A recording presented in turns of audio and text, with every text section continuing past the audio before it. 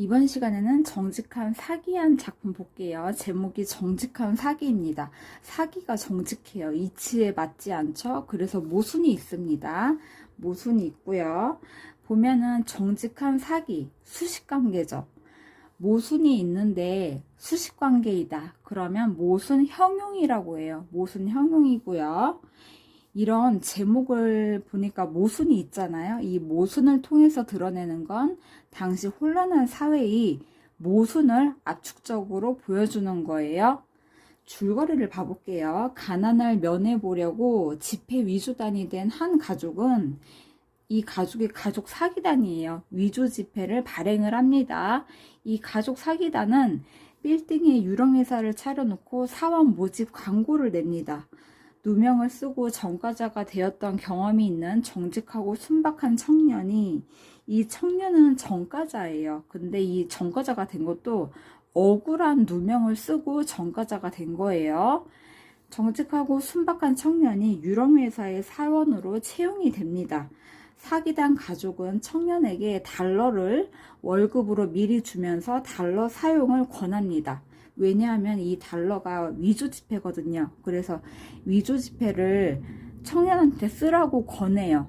그래서 이게 시장에 유통이 될 수 있는지 안 되는지 확인을 하려는 거예요. 이후 청년이 사용한 달러가 가짜임이 밝혀지자 가족 사기단은 청년을 채용한 사실을 부인합니다. 왜냐하면 모든 죄를 청년한테 다 뒤집어 씌우려고 하는 거예요.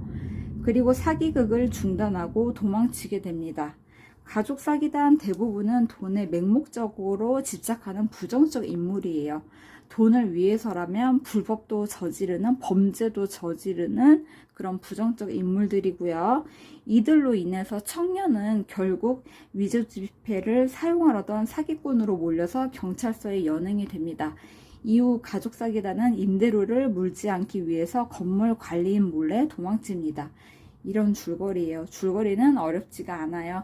인물을 볼게요. 청년부터 볼게요. 청년은 혼탁한 현실에서 어리숙하게 처신하다 희생되는 순진한 인물이에요. 결국 위조 지폐를 사용한 모든 잘못, 모든 죄를 뒤집어 쓰고 경찰서에 연행이 됩니다. 어리숙하지만 정직하고 순박한 인물입니다. 그리고 옛 애인으로 인해서 억울하게 절도 횡령죄를 뒤집어 쓰고 전과자가 된 거예요. 억울하게 전과자가 된 거입니다. 누명을 쓰고 전과자가 되었어요. 그 다음 가족 사기단의 유령회사에 취업되어 월급으로 받은 위조지폐 달러를 쓰다가 경찰에 붙잡힙니다. 그러니까 자기도 모르게 죄를 저지른 상황이 된 거예요. 그 다음 가족 사기단을 볼게요. 이 청년을 이용해서 위조 지폐가 유통되는지 시험을 합니다. 자기들이 만든 위조 지폐가 잘 사용이 되는지 먹혀 들어가는지 시험을 하는 거예요. 위조 지폐가 성공적으로 유통되지 못하고 청년이 형사에게 잡혀오자 청년을 모른 채 합니다. 이 가족 사기들은 물질 만능주의, 돈에 대한 강한 욕망을 보입니다. 돈을 위해서라면 범죄도 저지르고 불법도 저지르고 다른 사람을 이용을 해먹어요. 그리고 타락한 양심을 보여줍니다. 부정적 인물들이에요. 그 다음 형사를 볼게요. 형사는 선과 악을 구별하지 못해요. 죄 없는 정직한 청년을 징벌하려고 합니다. 청년의 말을 귀담아 듣지 않고 가족 사기단은 의심하지 못합니다. 그러니까 누가 잘못했는지 분별을 하지를 못해요. 오히려 청년을 무시하고 가족 사기단은 의심하지 않습니다.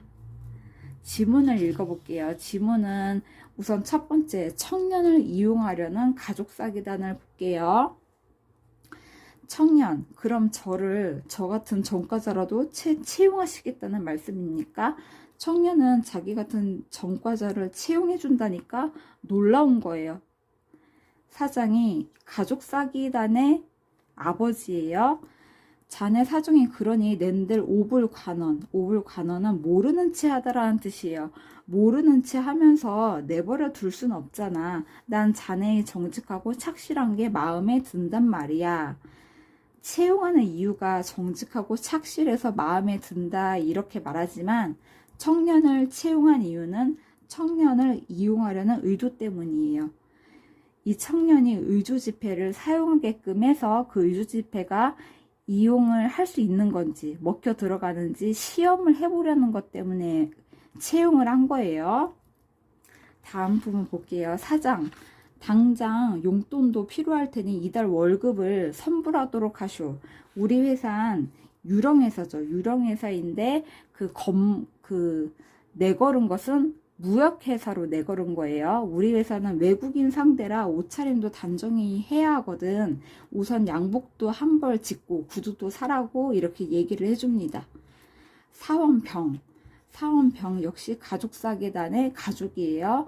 그럼 이게 이달 월급입니다. 100달러. 100달러를 월급으로 주는 거예요. 청년, 100달러 이렇게 많이 주세요. 이렇게나 월급을 많이 주세요. 이게 우리 돈으로 얼마입니까? 순진한 모습을 보이고 있어요. 사원병, 가족사기단의 가족이에요. 당신이 좋으면 우리도 좋으니까. 이 말의 진짜 숨은 뜻은 뭐냐면, 당신이 좋으면 당신의 위조지폐를 써서 성공을 하면 우리가 위조지폐를 유통할 수 있으니까 좋다는 뜻이에요. 사원갑, 가족사기단의 가족입니다. 그럼 오늘은 일찌감치 퇴근해도 괜찮아요. 별로 일도 없으니까. 사원을, 가족사기단의 가족이에요.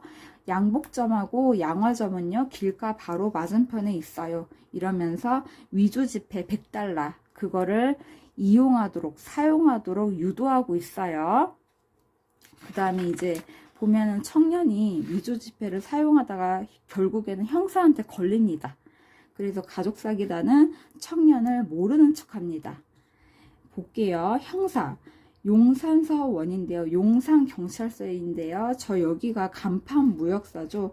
유령회사가 내걸었던 회사가 무역회사예요.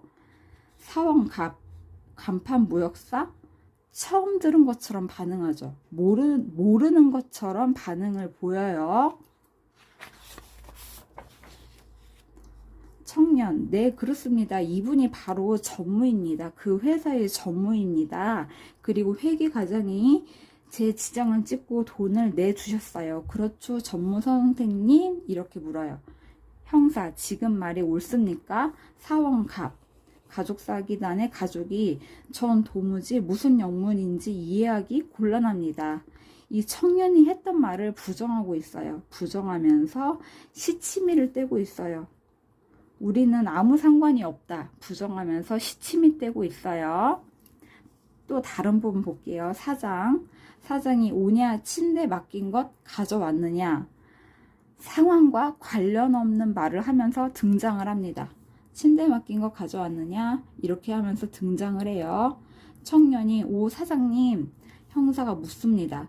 선생이 간판 무역 사장이십니까? 청년이 그렇습니다. 이분이 바로 사장님이에요. 근데 사장은 잘못 아시고 오신 모양이군 하면서 부정하고 시치미를 떼고 있어요. 거짓말을 하고 있어요. 사원갑, 용산경찰서에서 오셨어요. 사장, 나한테 무슨 일로? 뭐가 뭔지 하나도 모르겠다는 태도를 보입니다. 의아하다는 태도를 보이고 있어요. 형사, 이 남자가 이 청년이 선생 회사에 취직했다는 듯쇼? 사장, 천만에 대체 누구입니까? 이 남자는, 이 청년은 나는 생면 부지올시다. 생면 본 적이 없다. 이렇게 부정하고 있어요. 청년을 모르는 채 하고 있습니다. 그래서 모든 죄를 청년이 다 뒤집어 씌게끔 만들고 있어요. 그러니까 이 가족을 보니까 범죄를 저질러 놓고 거짓말로 자기들은 그 범죄에서 쏙 빠지는 그런 모습을 보이고 있고요. 부정적 인물이라는 걸 알 수 있어요. 세 번째 볼게요. 형사의 태도를 볼게요. 형사는 그럼 어떠냐? 어떤 태도를 보이냐? 형사는 공정하지가 못합니다. 공정하지가 못해요. 사장이 천만에 대체 누구입니까? 이 남자는, 이 청년은 난 본 적이 없다. 이렇게 말해요. 거짓말을 해요. 청년, 아닙니다. 사장님, 그런 말씀이 어디 있습니까? 금방 제가 눈물을 흘리며 나를 채용해 준 것을 고마워하지 않았어요? 전 여기 사원이에요. 사장님. 청년은 진실을 말하고 있어요. 근데 형사가 뺨을 갈깁니다. 청년의 뺨을 갈기며 임마 아직도 거짓말이야 응? 청년의 말을 거짓말로 단언 짓습니다. 단정 지어요. 그래서 형사는 가족을 의심하지 않고 청년의 말을 귀담아 듣지 않아요. 청년의 말을 거짓말로 단정 지어요. 형사가 공정한 태도가 아닙니다. 또 다른 부분 볼게요. 형사가 입마 떠들지 마라. 청년한테 하는 말이에요. 글쎄 이 미련한 친구가 이 청년이 누굴 속여보겠다고 100불짜리 지폐를 위조해가지고 백주의 서울 내거리를 횡행합니다. 그런 다음에 월급을 받았다고 거짓말을 하는 것처럼 얘기를 하죠. 머리를 갈기면 청년의 머리를 갈기는 거예요. 임마 뭐 양복을 짓겠다고 가짜 돈을 찍으라면 남이 봐도 그럴듯하게 만들어. 진짜 100불짜리는 구경도 못했을 자식이 청년한테 이렇게 미련한 친구 이 자식 임마 이런 식으로 좀 비속어까지 쓰면서 청년한테 적대적인 태도를 보입니다. 형사는 청년한테 적대적 태도를 보입니다. 형사가 정의를 수호하고 사회 질서를 지키는 역할을 하지 못해요. 형사가 선과 악을 구별하지 못하고 있어요. 그 다음 마지막으로 한 부분을 더 볼게요. 청년이 사장 나으리 제겐 아무 죄도 없어요. 계속 호소합니다. 결백을 호소해요.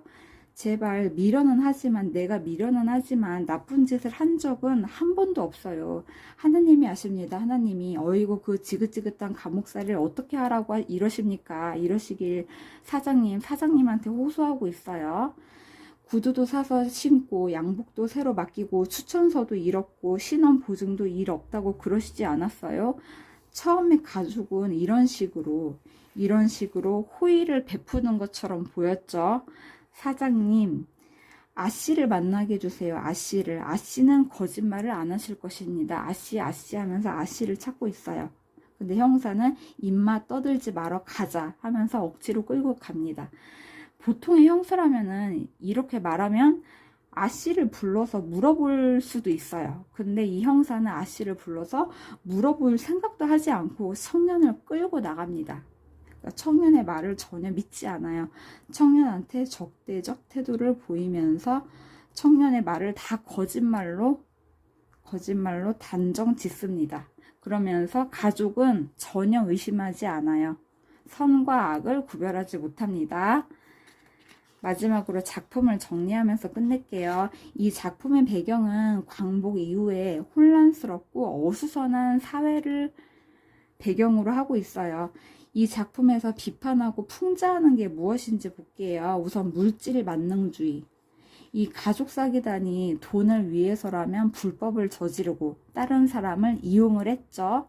그 다음 타락한 양심, 그리고 정직한 인물, 이런 청년이 피해를 입는 모순된 현실, 또 선과 악이 구별되지 않는 현실, 형사가 제 역할을 하지 못했죠.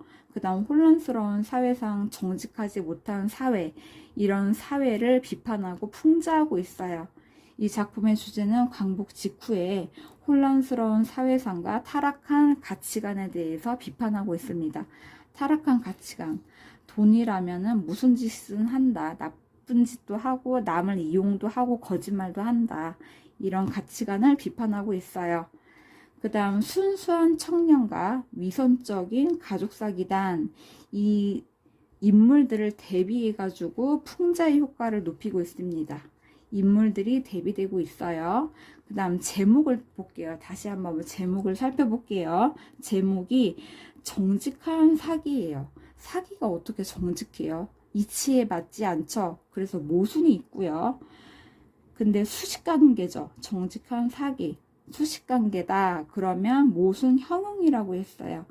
이런 모순을 통해서 보여주는 건 잘못된 사회 모습, 사회의 모순을 압축적으로 보여주면서 내용을 상징적으로 보여줍니다.